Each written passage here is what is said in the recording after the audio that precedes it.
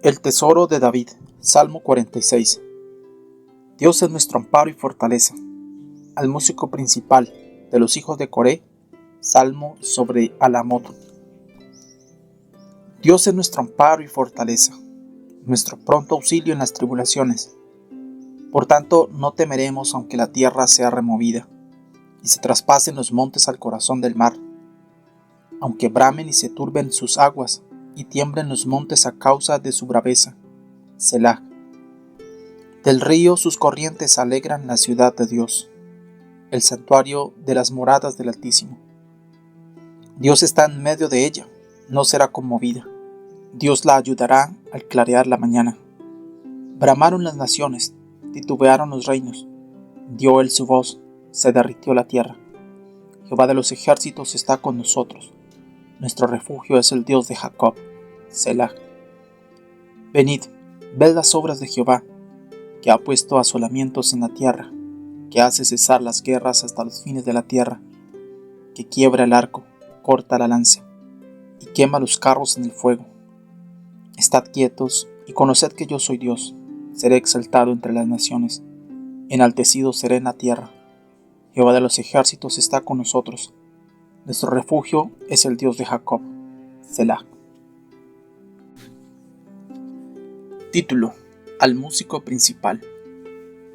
Al que podía cantar otros salmos, también podía confiársele esta noble oda. Los coritos pueden ser dejados para los músicos comunes, pero el artista más hábil de Israel es el que se ha de encargar de la ejecución de este canto, con las voces más armoniosas y la música más selecta. Tema: suceda lo que suceda, el pueblo de Dios es dichoso y está seguro. Esta es la doctrina del Salmo y para ayudar a nuestra memoria podría ser llamado el cántico de la santa confianza. Si no fuera que, por el amor del gran reformador a este himno conmovedor, probablemente seguirá recordándose como el Salmo de Lutero. Charles Spurgeon.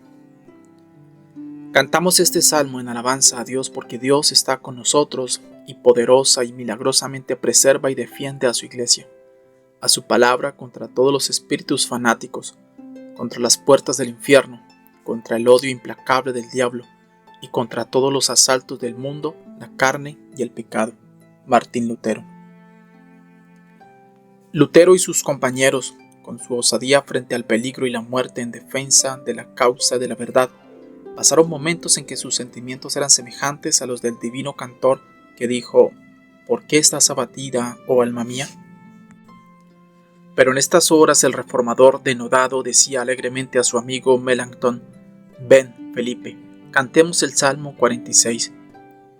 Y lo cantaban en la propia versión de Lutero: castillo fuerte es nuestro Dios, defensa y buen escudo, con su poder nos librará en este trance agudo.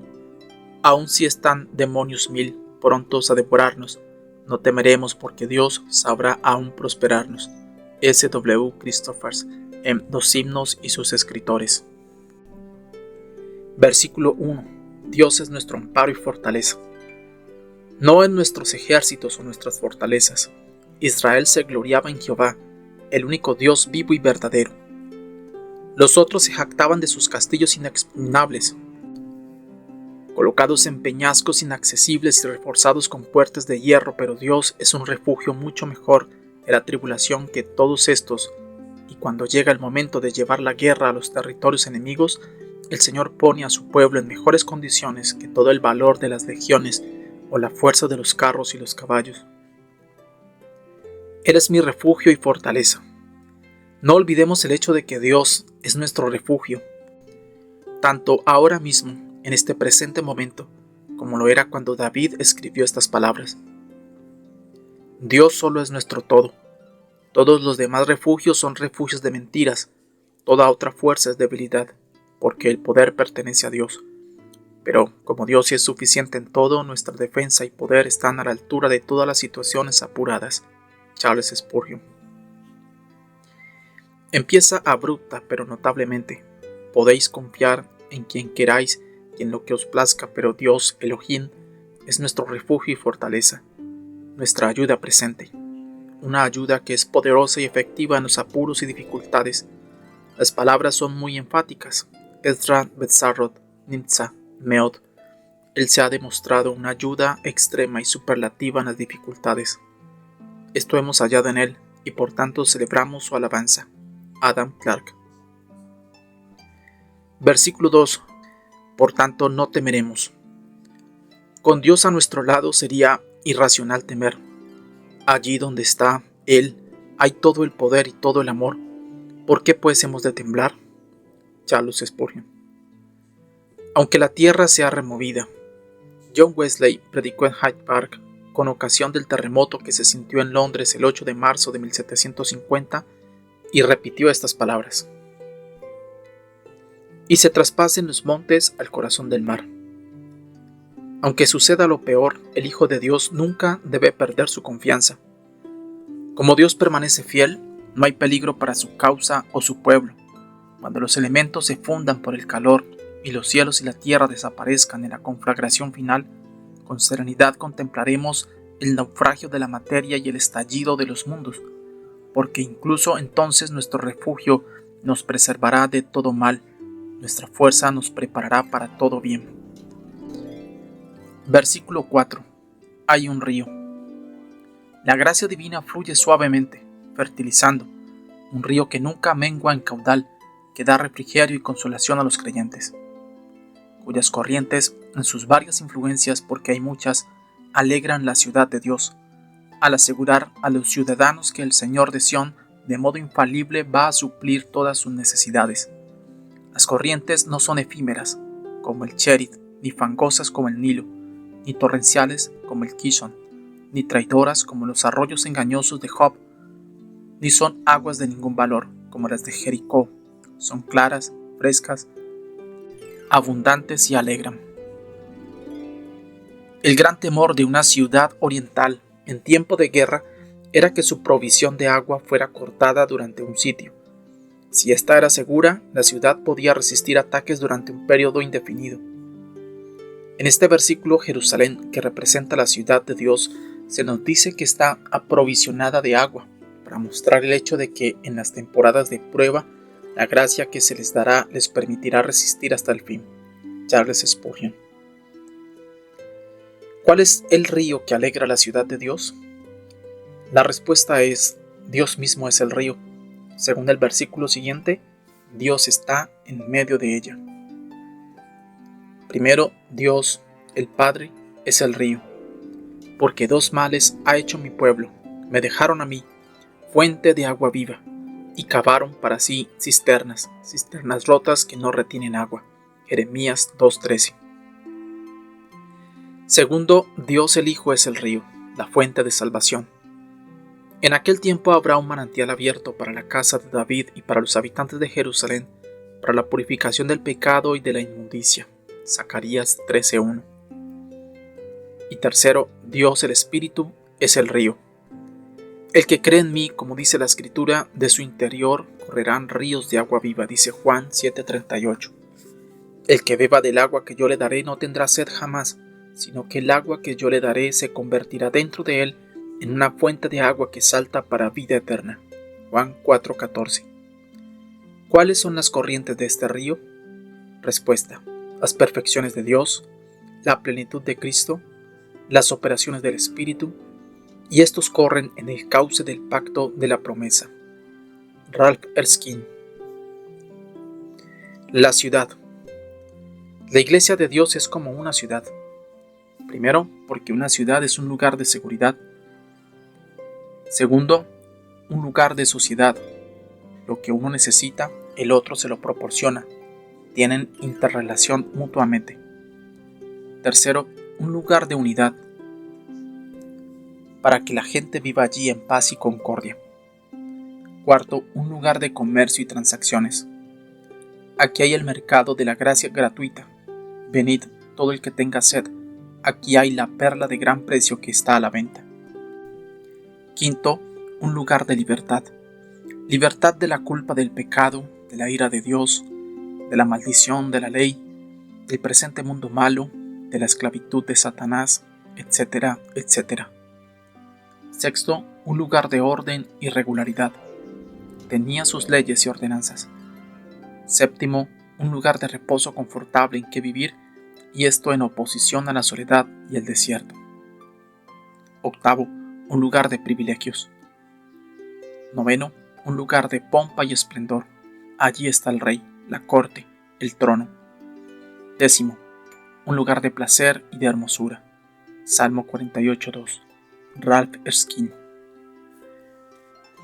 El santuario de las moradas del Altísimo. El ser un templo para el Espíritu Santo es la porción deleitosa de cada santo.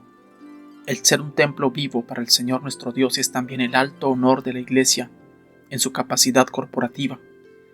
No tenemos un gran Dios en la naturaleza y un Dios pequeño en la gracia, no. La Iglesia contiene una revelación tan clara y convincente de Dios como las obras de la naturaleza, y aún más asombrosa, en la gloria excelente que brilla entre los querubines, que están sobre el propiciatorio, que es el centro y punto de reunión del pueblo de Dios vivo. Charles Spurgeon. Versículo 5. Dios está en medio de ella. Su ayuda es, pues, segura y cercana. Si está sitiada, entonces Él mismo está sitiado con ella, y podemos estar seguros que Él se abrirá paso entre sus adversarios. Cuán cerca está el Señor de las angustias de los santos residiendo como reside en medio de ellos. Charles Spurgeon. La Iglesia se extiende porque su Dios está en medio de ella. Cuando en algún tiempo ha olvidado su dependencia de la intercesión invisible de su cabeza y la energía de la gracia de su espíritu como Sansón, se ha visto privada del cabello de su gran fuerza y ha pasado a ser el hazmerreír de los filisteos. William Vine, D.D. Los enemigos de la Iglesia pueden agitarla como las olas a un corcho, pero no pueden estrellarla contra las rocas. Puede mojarse en el agua como una pluma, pero no se hundirá como un plomo.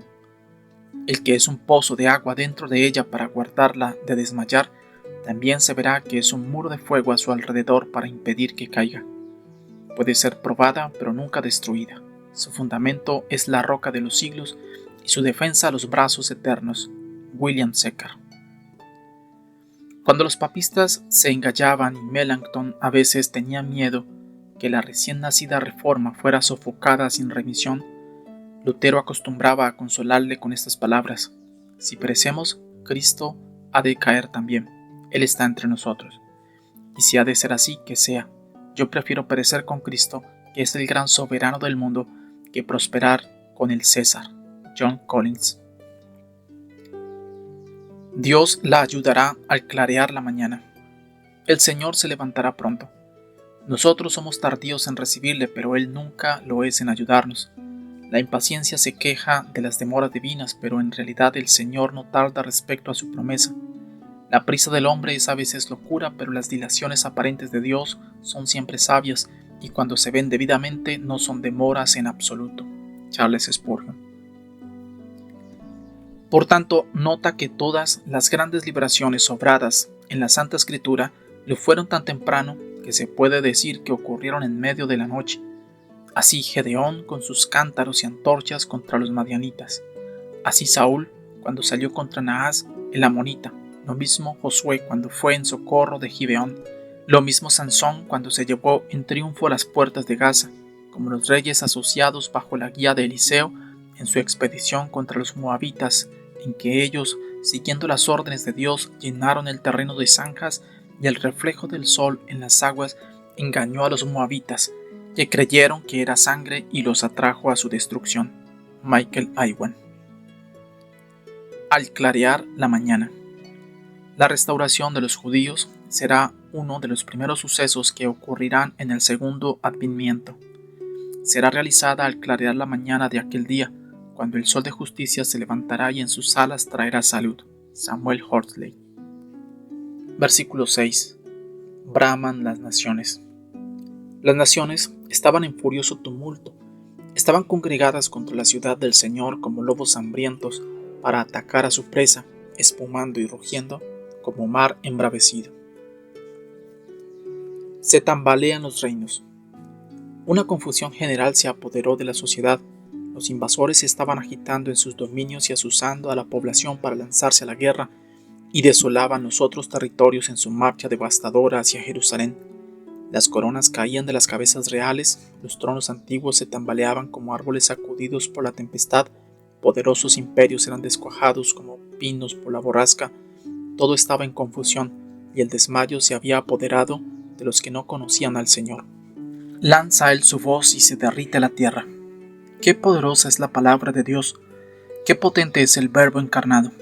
Oh, si esta palabra viniera de la gloria excelente ahora mismo para derretir todos los corazones en amor a Jesús y poner término para siempre a todas las persecuciones, guerras y rebeliones de los hombres.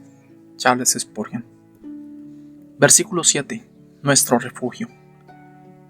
Los conejos son animales débiles, pero tienen sus madrigueras en las rocas. Están seguros en las rocas y pueden llegar allí, aunque sean muy débiles ellos mismos.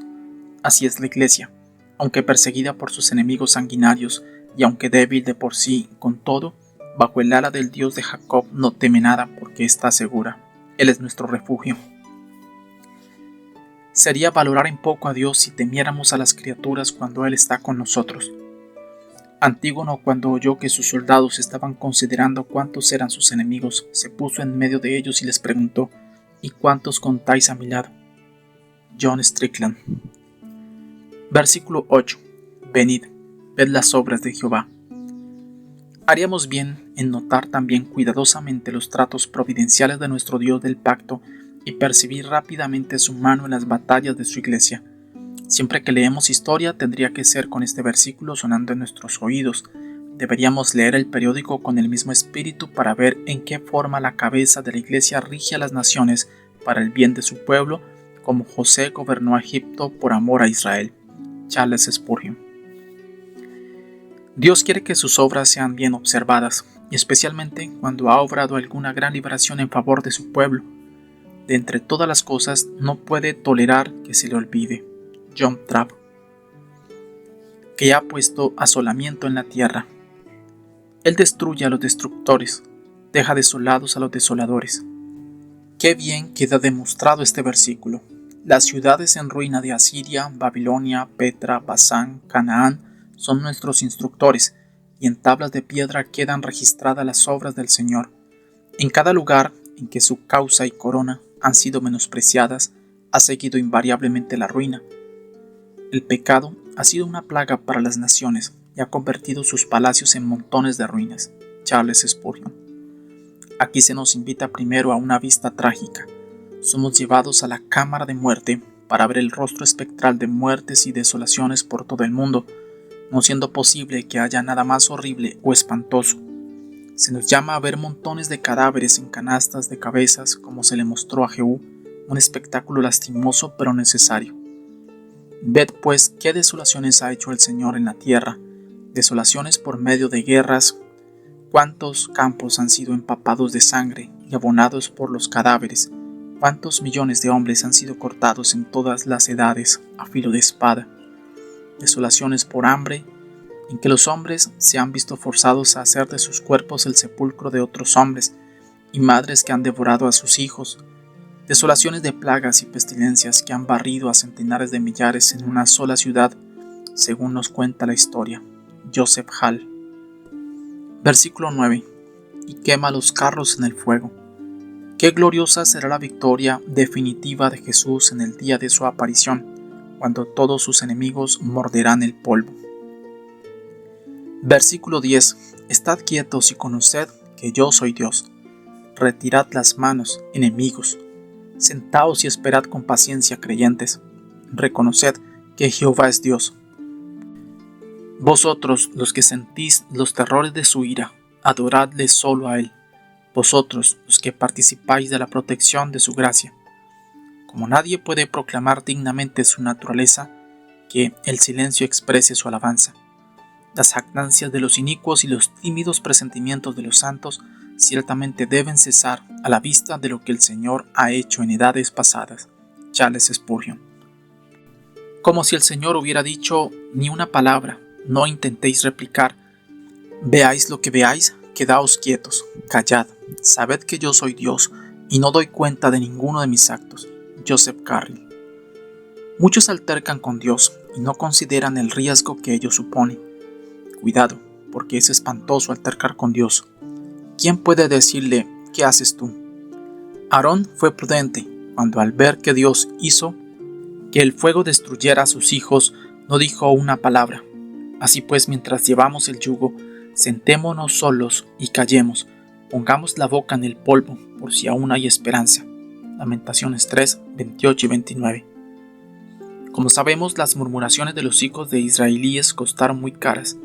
Estate quieto, esto es, vigila, no murmures contra mí, dice el Señor. Dios no da cuenta de sus cosas porque puede haber muchas cosas que no comprendemos, y por ello podemos pensar que es mejor quererlas y mucho más por el crédito de Dios y de la Iglesia. Repito, Dios no da cuenta de sus actos a nadie. Por tanto, abstengámonos de sacar conclusiones precipitadas. Sermón de Richard Cameron, predicado 3 días antes de su muerte en Irismore. La razón por la que el pecador presuntuoso no tiene miedo y el alma ansía tanto es el no hacerse cargo de que Dios es tan grande. Por tanto, para curar a uno y otro, la consideración seria de Dios bajo esa noción es la debida.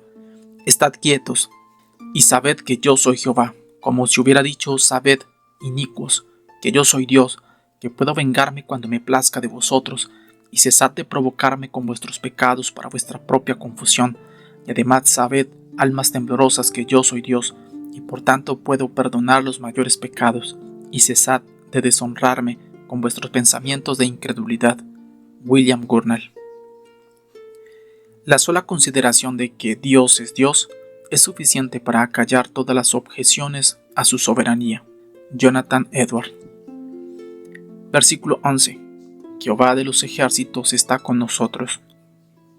A Mr. Wesley el martes apenas se le podía entender con dificultad, aunque intentó hablar varias veces.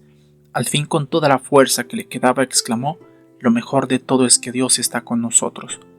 Luego, levantando la mano y moviéndola en triunfo, exclamó de modo conmovedor: lo mejor de todo es que Dios está con nosotros. Estas palabras parecen expresar los rasgos principales de toda su vida. Dios había estado con él desde la primera infancia. Su providencia le había guiado a lo largo de sus múltiples peregrinajes en la vida, y ahora, cuando estaba a punto de entrar en el valle de la sombra de muerte, la misma mano le sostenía. De Wesley y sus coadjutores, por el reverendo W. C. Larrabee, A.M.